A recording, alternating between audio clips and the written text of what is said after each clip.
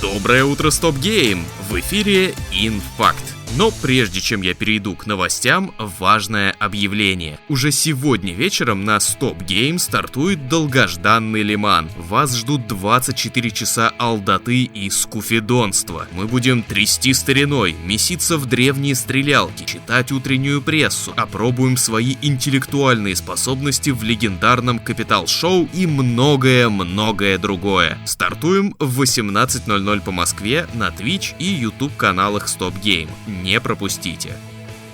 И к новостям. Бесплатный сетевой шутер Splitgate, вобравший в себя все лучшее из Halo и Portal, скоро обзаведется сиквелом. Splitgate 2 также предложит бои 4 на 4 с использованием портальных пушек на пару с традиционным оружием, пачка игровых режимов, ворох новых футуристичных карт, но главный упор разработчики делают на фракции. Всего их будет 3, каждая со своими отличительными особенностями, включая способности бойцов и виды оружия. Проект базируется на движке Unreal 5 версии. Релиз запланирован на 2025 год, а платформы ПК, PlayStation и Xbox. На мобилках уже доступно приложение Companion, в котором можно ознакомиться с первыми главами комикса Splitgate The Games We Play.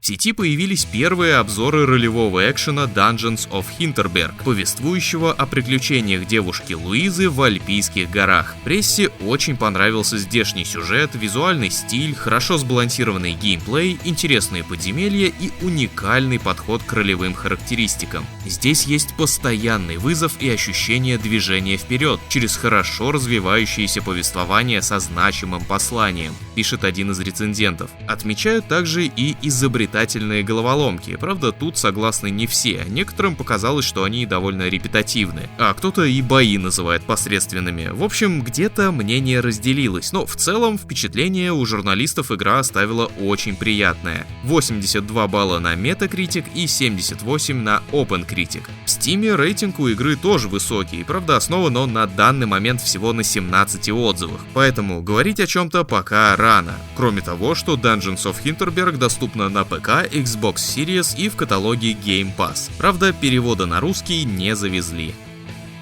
Состоялся релиз нуарного детектива Nobody Wants to Die, который отправляет нас в 2329 год для расследования серии убийств и погружения в мрачные тайны городской элиты. Главный герой, детектив из отдела смертности, страдает от галлюцинаций, но зато имеет агрегат, позволяющий отматывать время назад, чтобы реконструировать события, которые и привели к убийству. 90% положительных отзывов в Steam. В обзорах игроки пишут, что у разработчиков получилось красивая и атмосферная адвенчура. Ждите текстовый обзор на нашем сайте. Nobody Wants to Die доступна на ПК, PlayStation 5 и Xbox Series.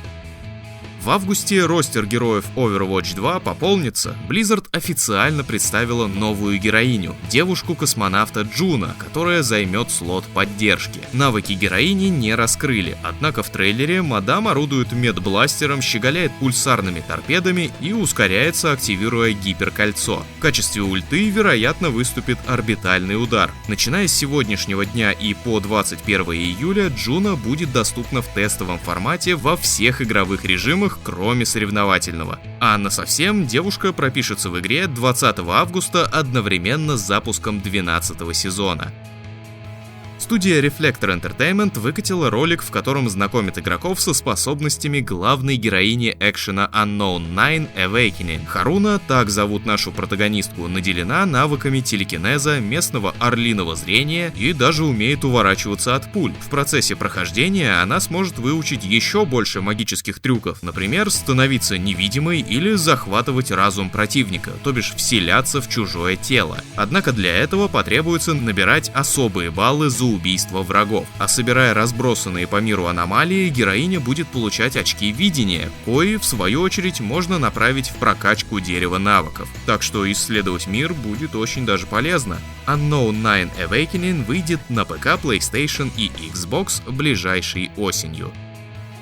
Pacific Drive получила большой летний апдейт. Игроки давно просили фоторежим, а разработчики взяли и добавили, так что теперь можно настроить идеальный кадр и делать красивые фоточки. Кроме того, в точиле появились боковые подруливающие устройства, которые дадут горизонтальный импульс и позволят автомобилю уклоняться от преград и лучше дрифтовать. В гараже появился умный деконструктор материи и штуковина, автоматически закидывающая ресурсы в багажник. Наконец, авторы занесли бесплатный пак косметики и еще один платный набор. Осенью и зимой Pacific Drive ждут похожие обновления. Первая крупная обнова добавит новые уровни сложности, настройки кастомизации, ну и новые косметические паки. А вот что нас ждет зимой – загадка. Pacific Drive доступна на ПК и пятой плойке.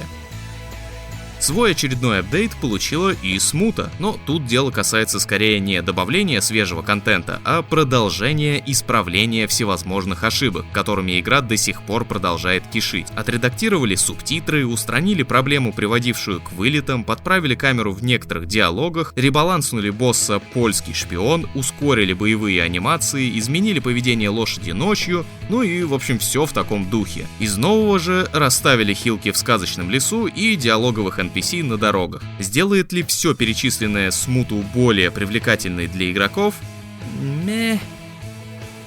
Больше геймплея сказочного приключения The Plucky Squire показала Devolver Digital. В ролике главный герой знакомится с новым другом, мини-ракетой по имени Zip. Главная игровая фича игры — возможность перемещаться между реальным трехмерным миром и сказочным 2D. Главный герой изгнан из родной книги злодеем и теперь должен вернуть истории счастливый конец и спасти своих друзей. В то время как в реальном мире мы будем решать пространственные головоломки вперемешку с прыжковыми секциями, в двумерном измерении нас ждут платформер и сайд-скроллер. Релиз The Plucky Squire запланирован на 2024 на ПК, PS5, Xbox Series и Nintendo Switch.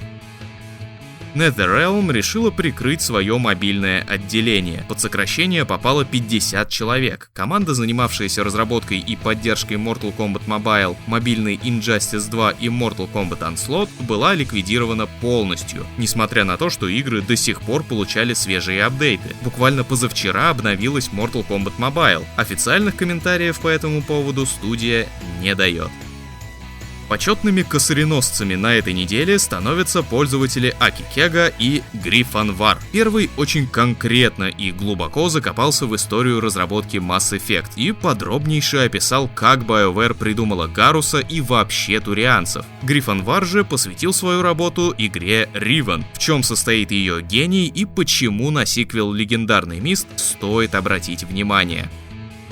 Ну и напоследок быстро пробежимся по оставшимся новостям. Saber Interactive поделилась с IGN 10-минутной демонстрацией хоррора по мотивам тихого места A Quiet Place The Road Ahead. В нем студентка Алекс, больная астмой, лицом к лицу сталкивается с инопланетными монстрами. Действие разворачивается на 119-й день после вторжения. Релиз в этом году на ПК, PS5 и Xbox Series. Еще 10 минут геймплея выкатили создатели Star Wars Outlaws. Главная героиня бродит по пустыне Татуина в поисках краулеров Джав, затем ищет труп гигантского монстра, чтобы отпилить у него зуб, сталкивается с пиратами, перестрелки, экшон в космосе, в общем, ссылочка в описании. Выход игры намечен на 30 августа. Платформы ПК, PlayStation 5 и Xbox Series. Авторы симулятора FBI Open Up! Radionaut представили трейлер первого DLC под названием Home Invasion. Оно добавит в игру 3 свежие миссии и 3 новые пушки. Стартует аддон